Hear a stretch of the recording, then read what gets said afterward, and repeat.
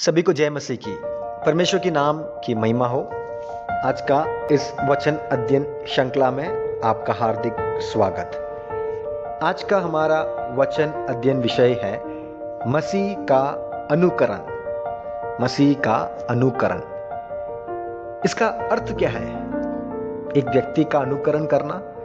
हम जानते हैं दुनिया में अभिनेता लोग हैं, क्रिकेटर लोग हैं, राजनीतिक लोग हैं जिनका जवान लोग अनुकरण करना पसंद है। उनका चलने का रीति, उनके बोलने का रीति, उनके कपड़े पहनने का रीति, उनका बाल को रखने का रीति, हर एक रीतियों में लोग अनुकरण करना पसंद करते हैं जिन्हें वो प्रेम करता है या जिन्हें वो सम्मान करते हैं। हमें बुलाया है एक व्यक्ति का अनुकरण करने, और वो है यीशु मसीह। मसीह जीवन का मुख्य उद्देश्य मसीह की तरह जीना है। जैसा यीशु मसीह संसार में रहा उसी प्रकार रहने की है। बाइबल में हम मसीह की जीवन शैली और उनके शिक्षाओं का अनुसरण करने को स्पष्ट आदेश पाते हैं। जब हम यीशु मसीह का अनुकरण करते हैं तो हम ना केवल उनके कार्यों की नकल करते हैं बल्कि उनके हृदय और दृष्टिकोण को भी अपनाते हैं। मसीह का अनुकरण एक सच्चे विश्वासियों के जीवन का सबसे मुख्य हिस्सा होनी चाहिए। बाइबल में हम पढ़ते हैं एफेसियों 5 का 1 और 2। एफेसियों 5 का 1 और 2। इसलिए प्रेम के अनुसार परमेश्वर के प्यारे बच्चे बनो। जैसा यीशु मसीह ने हम तुम्हारे लिए प्रेम किया वैसे ही तुम भी प्रेम करो। यहाँ पर यीशु मसीह का गुणों को अनुकरण करने के लिए एक आह्वान है। परमेश्वर के संतान के समान जैसा यीशु ने हमें प्रेम किया वैसे आपस में प्रेम करो। यीशु के प्रेम को अनुकरण करने की एक बुलाहट हम यहाँ पर पाते हैं। पहला यूहन्ना 2:6 में कहता है, जो कहता है कि वो यीशु मसीह में रहता है, वास करता है, वो वैसे ही चले जैसा यीशु भी चला। पहला यूहन्ना 2:6। जैसा यीशु चला उसी प्रकार हमको भी चलना है। जैसा यीशु ने बोला, बातचीत किया, उसी प्रकार हमको भी बातचीत करना है। हर एक क्षेत्र में यीशु के समान बैठना, बोलना, व्यवहार करना, सोचना, हमारे जीवन के हर एक क्षेत्र में यीशु को हमारे जीवन के द्वारा प्रतिबिंब करने वाली एक अनुभव। यीशु मसीह का जीवन हम देखते हैं, यीशु का उदाहरण हम देखते हैं। यीशु का जीवन पूरी तरह से सेवा में, प्रेम में और विनम्रता में निर्भर था। उन्होंने अपने जीवन में यह दिखाया कि सच्चा नेतृत्व दूसरों की सेवा करना है, ना कि अपनी इच्छाओं और सम्मान की तलाश। उन्होंने हमें यह भी सिखाया कि हमें परमेश्वर की इच्छा का पालन करने में पूरी तरह से समर्पित होना है। मरकुस 10:45 क्या कहता है? यीशु मसीह का इस संसार में आने का उद्देश्य, मरकुस 10:45, सेवा करवाने के लिए नहीं, सेवा लेने के लिए नहीं, सेवा टहल की सेवा करने के लिए मनुष्य का पुत्र आया और अनेकों के लिए अपना प्राण, अपना जीवन देने के लिए यीशु मसीह संसार में आया। मत्ती 20:28 में क्या कहते हैं? जैसा मनुष्य का पुत्र सेवा करने के लिए आए हैं और प्राण देने के लिए। यीशु मसीह का उदाहरण है, यीशु मसीह का जीवन का मिसाल हम पा रहे हैं। सेवा लेने की नहीं बल्कि सेवा देने की, दूसरों की सेवा, दूसरों को प्रेम। यीशु ने जिस प्रकार प्रेम किया उसी प्रकार मुझे भी प्रेम करना है। यीशु मसीह जिस प्रकार चला, चाल चलन, उसी प्रकार मेरा भी चाल चलन होना जरूरी है। मसीह का प्रेम के बारे में हम देखते हैं। यीशु का प्रेम ने केवल अपने शिष्यों के लिए नहीं था, सारे लोगों के लिए, सारे मानव जाति के लिए। आज भी यीशु के प्रेम केवल मसीह लोगों के लिए सीमित नहीं है, ये सबके लिए है, शत्रुओं के लिए भी है। इसलिए यीशु ने कहा, अपने शत्रुओं को प्रेम करो, सताने वालों के लिए प्रार्थना करो। उन्होंने हमें सिखाया कि हम दूसरों से अपने जैसा प्रेम करना है, ना केवल हमारे प्रियजनों से। जो हमें प्रेम करता है उन्हें भी हम वापस प्रेम करते हैं, इसमें क्या अर्थ?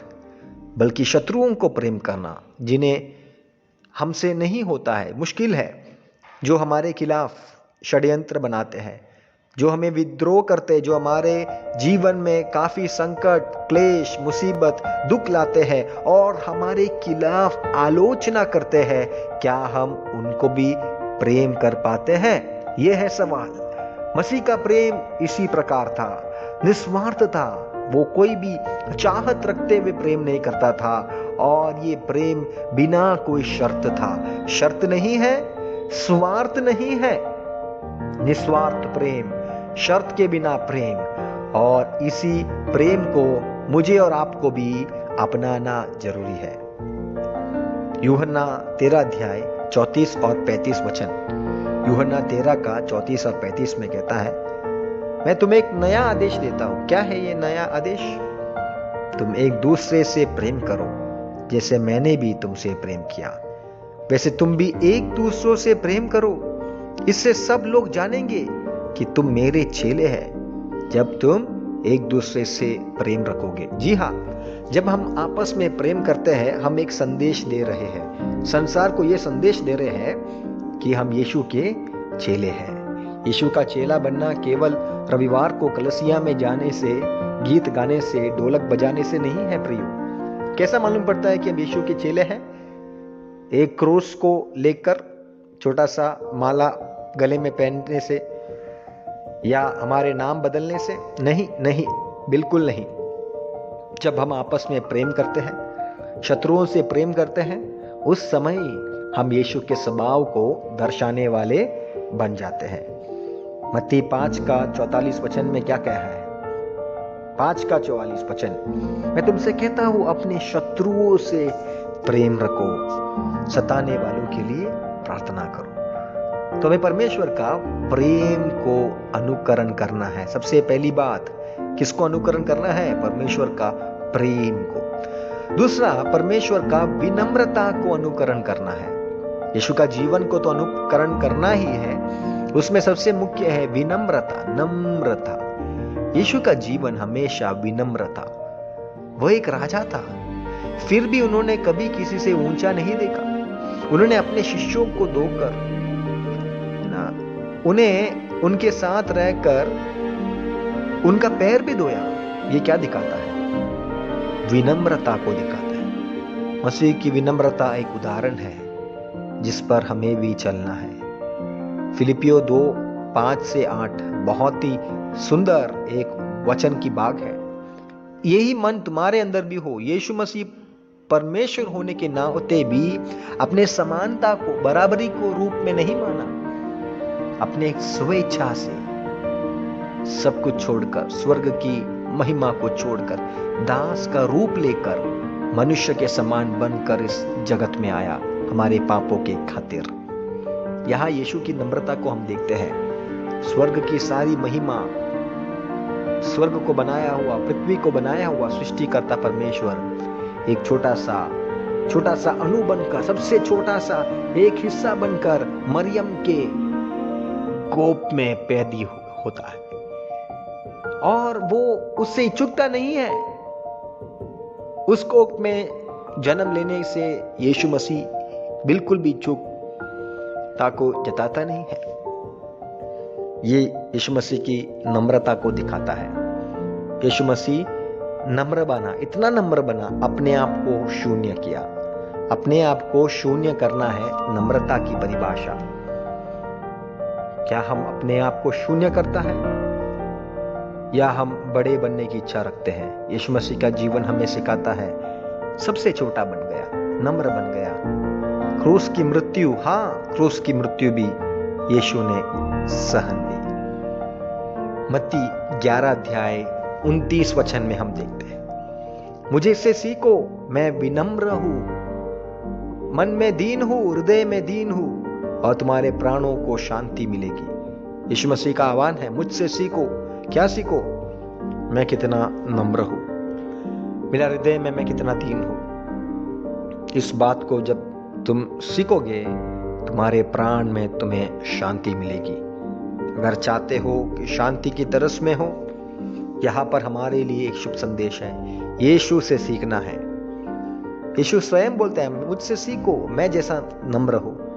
यीशु मसीह जिस प्रकार नम्र था, यीशु मसीह जिस प्रकार अपने आप को शून्य किया, अपने आप को खाली किया, अपने सारे पदवियों को परित्याग करते हुए मनुष्यों को बचाना है, इस एकमात्र लक्ष्य से जो भी वो पा सकता था, सब कुछ खोकर, खाली बनकर, शून्य बनकर, मनुष्य का रूप, दास का रूप धारण करते हुए, अपना बरोबरी को छोड़कर यीशु मसीह संसार में आकर सेवा देकर, बीमारियों को चंगा करते हुए, पापियों को बचाते हुए, यीशु मसीह दुष्ट आत्माओं को दूर करते हुए, लोगों के, दीन लोगों के अंदर, गरीबों के, समाज के सबसे नीच लोगों के लिए, प्रभावहीन लोगों के लिए यीशु ने अपना सब कुछ परित्याग कर दिया। तो यीशु के उस नम्रता से हमें सीखना है, जो अपने आप को शून्य बनाता है, जो परमेश्वर पर भरोसा करता है, जो अपने बल पर घमंड नहीं करता है, अपनी बातों पर घमंड नहीं करता है। वो हमेशा समझता है, परमेश्वर मैं कुछ भी नहीं हूं, आपके बिना मैं कुछ भी नहीं हूं, मैं जो भी हूं, जैसा पौलुस कहता है, मैं अनुग्रह से हूं। अनुग्रह के बिना हम कुछ नहीं कर सकते प्रियो। हमारा जीवन में हर एक पल हमें अनुग्रह की सख्त जरूरत है। अनुग्रह के बिना हम पाप के ऊपर जय नहीं पा सकते हैं। अनुग्रह के बिना हम यीशु के समान नहीं बन सकते हैं। हमारे जीवन के हर एक पहलू में पवित्र जीवन जीने के लिए हमें अनुग्रह बहुत ज्यादा जरूरी है। यह अनुग्रह हमें पाप के ऊपर जय पाने में मदद करता है। यीशु की इस विनम्रता को हमें भी सीखना है। अगला क्या अनुकरण करना है?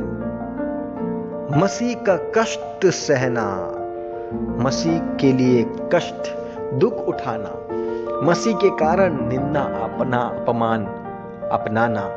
क्या आपको यीशु के कारण किसी ने आपको अपमान किया है? क्या आपके जीवन में यीशु के कारण किसी ने आपके खिलाफ बोला है? किसी ने आपको यीशु के कारण गाली दिया है? यीशु के कारण परिवार से निकाला है? यीशु के कारण विवाह में नहीं बुलाया है? यीशु के कारण खाना नहीं दिया है? यीशु के कारण गाली दिया है? यीशु के कारण मारा है? आपके लिए स्वर्ग में बड़ा प्रतिफल है। बड़ा प्रतिफल मिलने वाली बात है। जो यीशु के साथ कष्ट उठाता है, स्वर्ग में उसको प्रतिफल मिलता है। मसीह के लिए कष्ट उठाना, यीशु ने हमारे पापों के लिए अपने शरीर में कष्ट उठाया ताकि हम उसकी महिमा को प्राप्त कर सके। मसीह का कष्ट सहना और मृत्यु तक अपने उद्धार के कार्यों को पूरा करना हमें सिखाता है कि सच्चा अनुकरण और विश्वास कई बार कष्टों का सामना करने से होता है। हमें मसीह के जैसा कष्ट सहने के लिए तैयार रहना चाहिए। पहला पत्रस 2 अध्याय 21 और 23 वचन। पहला पत्रस 2 अध्याय 21 और 23 वचन हमें सिखाता है, क्योंकि तुम्हारा बुलाया जाना इसी प्रकार हुआ है कि मसीह ने भी तुम्हारे लिए कष्ट सहा और तुम्हें यह मिसाल या उदाहरण दिखाया ताकि तुम भी उसके पदचिन्हों पर चल सको। यीशु का पदचिन्ह क्या है? कष्ट उठाने वाली मार्ग, दुख उठाया, निंदा उठाया, शांत रहा। जब हमारे खिलाफ उत्पीड़न होता है, निंदा होता है, सताव होता है, हमें क्या करना है? आनंद के साथ, जैसा यीशु मसीह ने उस कष्ट को, दुख को अनुभव किया, शांत रहकर कुछ नहीं बोला, सब कुछ पिता के हाथ में दे दिया, उसी प्रकार हमें भी जब हम यीशु के कारण दुख होता है, सताव आती है, हमें अपने आप को यीशु के हाथों में समर्पित करना आवश्यक है। जैसा यीशु मसीह शांत रहा, जैसा उस भेड़ को मारने के लिए, घात करने के लिए लेके जाता है, जैसा यीशु शांत रहा, वैसा हम भी शांत रहेंगे। हम उनके लिए प्रार्थना करेंगे, हम उन्हें आशीष देंगे जैसा यीशु मसीह भी उन्हें आशीष दिया। उस क्रूस के चोर जो यीशु को नहीं जानता था, यीशु से विनती किया, यीशु मुझे भी याद करना, जब तू स्वर्ग राज्य में पहुंचेगा मुझे भी याद करना। तब यीशु ने क्या कहा, आज तुम जरूर मेरे साथ स्वर्ग लोक में होंगे। कष्ट के बीच में भी यीशु क्या करता है, आशीष देता है। सताने वालों के लिए पिता से प्रार्थना करता है, पिता ये नहीं जानते, इन्हें आप क्षमा करिए।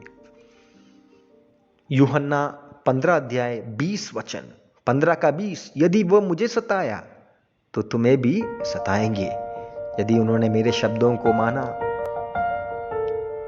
इनकार किया, उसी प्रकार अगर इनकार किया है तो आपका भी इनकार होगा, अगर माना है तो आपका भी मानेंगे। जैसा मुझे सताया उसे रीति में तुम्हें भी सताएंगे। यूहन्ना 15 का 20 कहती है, सताव यीशु के समान हमें भी अनुभव करना होगा, लेकिन उस समय हम ढाढ़स बांधेंगे, हमारा हिम्मत को नहीं छोड़ेंगे, क्योंकि हम जानते हैं इस सताव के बाद हमारे लिए प्रतिफल इंतजार कर रहा है। महिमा में हम यीशु के साथ हमेशा के लिए स्वर्ग में प्रतिफल को पाते ही रहेंगे। वो हमारा आदर का दिन है, वो हमारा प्रेरणा है, और उस रीति में हम हमारे जीवन को समर्पित करेंगे। अगला क्या है, अनुकरण करने, मसीह की परिपूर्णता में जीवन। मसीह जैसा पवित्रता, मसीह जैसा परिपूर्णता, मसीह में कोई भी कमी नहीं थी, ये हमें भी अपनाना है। यीशु ने पवित्रता और निष्कलंकता के उच्चतम स्तर को प्रदर्शित किया। सबसे उच्चतम, सबसे ऊंचा स्तर को यीशु ने प्रदर्शित किया। उन्होंने कभी भी पाप नहीं किया और उनका जीवन परमेश्वर की इच्छाओं के अनुसार था। हम भी मसीह की तरह परिपूर्ण जीवन जीने के लिए प्रयास करें। अपनी आत्मा और शरीर को पवित्र रखने की कोशिश करें। पवित्रता में हमारे जीवन को कायम रखने में, जैसा यीशु मसीह पवित्र था उसी प्रकार तो पवित्रता को अनुकरण करना, यीशु की पवित्रता को अनुकरण करना। पहला पत्रस पहला अध्याय 16 वचन, क्योंकि लिखा है तुम पवित्र बनो जैसा मैं पवित्र हूं। जैसे यीशु मसीह पवित्र है उसी प्रकार हमें भी पवित्र बनना बहुत ही जरूरी है। पहला यूहन्ना 3 का 5, तुम जानते हो कि वह इसलिए प्रकट हुआ कि वह पापों को नष्ट कर दे और उसमें कोई भी पाप नहीं था। हमारे यीशु मसीह में एक भी पाप नहीं था। 5 अलग अलग अदालतों ने यीशु की कार्रवाई की, लेकिन हर एक कार्रवाई में एक ही बात बारंबार हम सुनते हैं, इस व्यक्ति में कोई भी पाप नहीं है। पाप रहित यीशु, पाप को नहीं जाना हुआ यीशु, पाप नहीं किया हुआ यीशु मेरे और आपके कारण पापी बन गया। पापी बन गया ताकि हमारे पाप को वो स्वयं उठा सके। तुम जानते हैं यीशु मसीह का प्रकटीकरण क्यों हुआ? पापों को नष्ट करने। और जब हम यीशु के अनुयायी हैं, यीशु के अनुकरण करने वाले हैं, हमें भी ये चाहिए कि उसी के समान, जैसा उसमें कोई पाप नहीं था, उसी प्रकार हम भी उसी पद चिन्हों में चले। यीशु की पवित्रीकरण, पवित्रता को, यीशु जैसा पवित्र है उसी प्रकार हम भी पवित्र बनते रहे। हमारे जीवन में भी यीशु की उस स्वभाव, पाप नहीं जाना, पाप नहीं देखा, पाप नहीं बोला, इसमें कोई भी पाप नहीं है। पाप संसार में अगर कोई व्यक्ति है जिन्होंने पाप एक बार भी नहीं किया है, वो केवल और केवल यीशु मसीह ही है। यीशु के अलावा पवित्र जीवन जिया हुआ और कोई व्यक्ति दुनिया के इतिहास में नहीं है। हमें भी यही पदचिन्हों को अनुकरण करना है, यीशु के इस जीवन शैली को अनुकरण करना है। अगला है यीशु की प्रार्थना जीवन। जी हाँ, यीशु का प्रार्थना जीवन भी हमारे लिए अनुकरण करने की बहुत अहम मिसाल है। यीशु रात भर प्रार्थना करता था। यीशु अपने प्रयासों के मध्य में भी, व्यस्त समयों के मध्य में भी पूरा रात प्रार्थना करता था। सेवा करने के बाद थक कर जाने से पहले, जाने के बाद भी वो बड़े बोर में, जब सूरज उदय हो रहा ही था, बाइबल में हम कई बार देखते हैं जब अंधेरा था यीशु मसीह प्रार्थना के लिए गया। जब सूरज का किरण पड़ रहा ही था, यीशु मसीह कहां पर था? यीशु मसीह अपने पिता के साथ समय बिता रहा था। यीशु मसीह प्रार्थना के लिए समय बिताते थे। यीशु मसीह प्रार्थना को प्राथमिकता समझता था।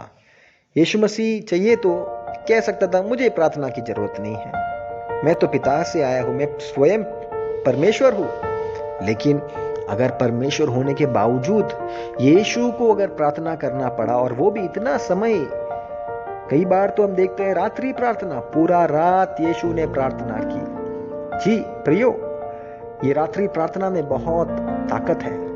हम जब हमारे नींद को कुर्बान करते हैं, बलिदान करते हैं और यीशु के साथ समय बिताने के लिए निर्णय लेते हैं, ये जरूर हमारी आशीष के लिए है, जरूर परमेश्वर के साथ हमारा संगति को बढ़ाने के लिए है, जरूर परमेश्वर के साथ हमारा रिश्ता मजबूत होने के लिए है। यीशु का प्रार्थना जीवन बहुत महत्वपूर्ण था। उन्होंने समय निकालकर परमेश्वर से बात करने की अभ्यास की। परमेश्वर की इच्छा जानने के लिए वे प्रार्थना करते थे।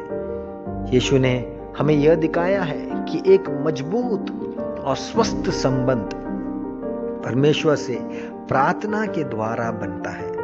प्रार्थना करने से यीशु के साथ हमारा ऐसा एक संबंध बन जाता है। हम भी मसीह के अनुकरण में निरंतर प्रार्थना करने वाले बनना है। परमेश्वर का इच्छा यह है, निरंतर उस अनुकरण करें कि यीशु के प्रार्थना जीवन हमारा भी प्रार्थना जीवन बने। लूका रचित सुसमाचार 5:16 में हम देखते हैं, लूका 5:16, परंतु यीशु सुनसान स्थानों में जाकर प्रार्थना किया करता था। अकेलापन में, जब कोई नहीं है, किसी को दिखाने के लिए यीशु प्रार्थना नहीं करता था। यीशु गुप्त में, इसलिए यीशु ने कहा, जब तुम प्रार्थना करते हो गुप्त में प्रार्थना करो, ताकि स्वर्गीय पिता जो तुम्हें देखता है, गुप्त में देखता है, सबके सामने तुम्हें प्रतिफल देगा। यीशु सुनसान स्थानों में जाकर क्या प्रार्थना करता था? अपनी इच्छाओं के लिए नहीं, अपनी आवश्यकताओं के लिए नहीं, उससे बढ़कर औरों के लिए यीशु प्रार्थना करता था। यीशु का प्रार्थना जीवन हमें यह सिखाता है कि हमें स्वयं केंद्रित प्रार्थना नहीं करना है, केवल हमारे बातों के लिए, हमारे परिवार के लिए, हमारे घर के लिए, हमारे नौकरी के लिए, हमारी सेवा के लिए नहीं। इससे बढ़कर सच्ची प्रार्थना कब शुरू होती है? सच्ची प्रार्थना वो है जब हम हमारे लिए नहीं बल्कि औरों के लिए प्रार्थना करते हैं। जब हम समय निकालते हैं और हमारी अंदर एक ही इच्छा है, हमें औरों के लिए प्रार्थना करना है, विनती करना। यीशु की महायाजक की प्रार्थना बहुत सुंदर अध्याय है, यूहन्ना 17 अध्याय। यूहन्ना 17 अध्याय में हम देखते हैं यीशु की प्रार्थना की आवश्यकता, यीशु की प्रार्थना की विषय क्या थी, यीशु किसके लिए प्रार्थना करते थे। वहां पर हम पाते हैं यीशु प्रार्थना हमेशा, अक्सर औरों के लिए करता था, चेलों के लिए करता था, संसार के लिए करता था, मसीह भाई बहनों के लिए करता था। यीशु की प्रार्थना हमेशा, हर वक्त स्वयं केंद्रित प्रार्थना कभी नहीं हुई। यीशु का प्रार्थना हमेशा औरों के हित, औरों की आशीष के लिए, औरों की भलाई के लिए, औरों की उन्नति के लिए, औरों के जीवन के लिए, परमेश्वर की नाम की महिमा के लिए, परमेश्वर की राज बढ़ने के लिए प्रार्थना करते थे। मत्ती रचित सुसमाचार 26वां अध्याय 41 वचन में हम पढ़ते हैं, जागते रहो और प्रार्थना करो ताकि तुम परीक्षा में ना पड़ो। आत्मा तो इच्छा रखती है परंतु शरीर दुर्बल है। जागते रहकर प्रार्थना करना परीक्षा में नहीं पढ़ने के लिए। इसलिए यीशु की प्रभु की प्रार्थना में हम देखते हैं, मैं परीक्षा में ना पड़ा, परीक्षा से हमें दूर रख, परीक्षा से बचने के लिए प्रार्थना, परीक्षा में ना पढ़ने के लिए, पाप में ना पढ़ने के लिए, पाप की गंदगी से बचने के लिए प्रार्थना। यीशु की प्रार्थना जीवन, निर्णय लेने के पहले यीशु प्रार्थना करता था। गेत्सेमने में यीशु ने प्रार्थना किया। यीशु का दिल टूट गया जब यीशु ने देखा चेले सो रहे थे। उन्होंने कहा, अब भी तुम सो रहे हो? ये गंभीर घड़ी है जब मनुष्य का पुत्र को पकड़वाया जाना है। उस समय भी चेलों यीशु के साथ प्रार्थना में लौलीन नहीं रह पाया। इसलिए यीशु मसीह यहाँ पर कहता है, शरीर की इच्छा तो है, प्रार्थना करना मन तो करता है, परंतु हमारी ऐसे स्थिति हो जाती है कई बार कि हम नहीं कर पाते हैं।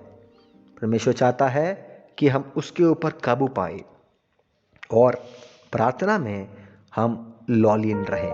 जागते रहकर प्रार्थना करना है, निरंतर प्रार्थना करना है, हर घड़ी प्रार्थना करना है, हमेशा परमेश्वर के साथ एक रिश्ता रखना है और प्रार्थना में जुड़ते रहना है। हमेशा जितना हो सकता है उतना प्रार्थना में हमें आगे बढ़ना है। मसीह की सेवा आखिरी बिंदु जिसका अनुकरण हमें करना है, मसीह की सेवकाई को भी अनुकरण करना है। यीशु की प्रार्थना को अगर अनुकरण करेंगे तो यीशु की सेवा को भी हम अनुकरण कर पाएंगे। यीशु ने हमें सिखाया है कि सेवा सबसे बड़ा कार्य है। उन्होंने दिखाया कि जो दूसरों की मदद करता है वह सबसे बड़ा होता है। हमें अपने जीवन में दूसरों की सेवा करने के लिए तैयार रहना है, चाहे वो बड़ा हो या छोटा हो, शत्रु हो या मित्र हो। सबसे छोटी बात होगा हम सेवा कर सकते हैं। शायद हमारे पास औरों की सेवा करने, पैसा देकर सेवा करने तो नहीं होगा, कोई दिक्कत नहीं। आप उनके लिए जब प्रार्थना करते हैं वो भी एक सेवा है। आप उनके हित, उनके पक्ष में, उनके हित आप जब प्रार्थना दुआ चढ़ाते हैं, परमेश्वर से विनती और प्रार्थना करते हैं, ये आपका सबसे बड़ा सेवा है। आप उनके जीवन में देता हुआ सबसे बड़ा दान है। आपका कीमती समय को आप जब अलग करते हुए, आप जब प्रार्थना करने के लिए निर्णय लेते हैं, आप क्या कर रहे हैं? आप निवेश कर रहे हैं, उनके जीवन में आप निवेश कर रहे हैं। यीशु की प्रार्थना, यीशु की सेवा हमारे लिए एक सीख है। मत्ती 20 अध्याय 26 से 28, मत्ती 20 26 से 28, तुम्हारे बीच में ऐसा ना हो तो जो कोई तुम्हारे बीच बड़ा होना चाहे वो तुम्हारा सेवक बने। अगर हम चाहते हैं कि मुझे बड़ा बनना है, मुझे सबसे उच्चतम पदवी पाना है, तो यीशु की आह्वान है, सेवक बनो, छोटा बनो, नौकर बनो, लोगों की सेवा करो। यूहन्ना 13 अध्याय 14 और 15 में हम पढ़ते हैं, यदि मैं तुम्हारे प्रभु और गुरु होकर तुम्हारे पांव धो सकता हूँ, तुम भी एक दूसरे के पांव धो लो। सेवा का मिसाल अगर यीशु कर सकता था तो क्यों ना हम भी कर सकें। हम भी जरूर कर सकेंगे। अगर यीशु कर सकता है तो हम भी कर सकते हैं। मसीह का अनुकरण हमारे जीवन का मुख्य उद्देश्य होना है। यह केवल बाहरी कार्यों की नकल नहीं, बल्कि हमारे हृदय, हमारे दृष्टिकोण में यीशु के समान, यीशु का प्रेम, विनम्रता, सेवा, पवित्रता, प्रार्थना, हर एक पहलू में यीशु की नाम की महिमा हमारे जीवन से निरंतर होना है। तो हमारे आज के अध्ययन में हम सीख रहे थे यीशु मसीह का अनुकरण, मसीह का अनुकरण जीवन के द्वारा, बातचीत के द्वारा। उदाहरण यीशु ने हमारे लिए रखा है। यीशु का प्रेम को अनुकरण करना है, यीशु का नम्रता को अनुकरण करना है, मसीह का कष्ट सहने में यीशु का अनुकरण करना है, मसीह की पवित्रता में अनुकरण करना है, मसीह का प्रार्थना जीवन को अनुकरण करना है, और सबसे आखिरी बात, मसीह की सेवकाई को अनुकरण करना है। अगर हम कहते हैं हम यीशु के अनुयायी हैं, तो इन हर एक क्षेत्र में यीशु का उसी स्वभाव को हम भी दर्शाएंगे, ताकि जो हमें देखेंगे वे सचमुच कहेंगे कि ये यीशु मसीह के चेले हैं। हमारे बोलने से, हमारे सोच विचार से, हमारे लेन देन से, हमारे प्रार्थना जीवन से, हमारे दुख उठाने से, हमारे सेवा से, हमारे यीशु के प्रति प्यार से, हर एक क्षेत्र में यीशु के स्वभाव को हम दर्शाएंगे, यीशु मसीह का अनुकरण करेंगे और हमारा जीवन के द्वारा अनेक लोग इस यीशु को जानने पाए। परमेश्वर इन वचनों के द्वारा हमें आशीष दे। जय मसीह की।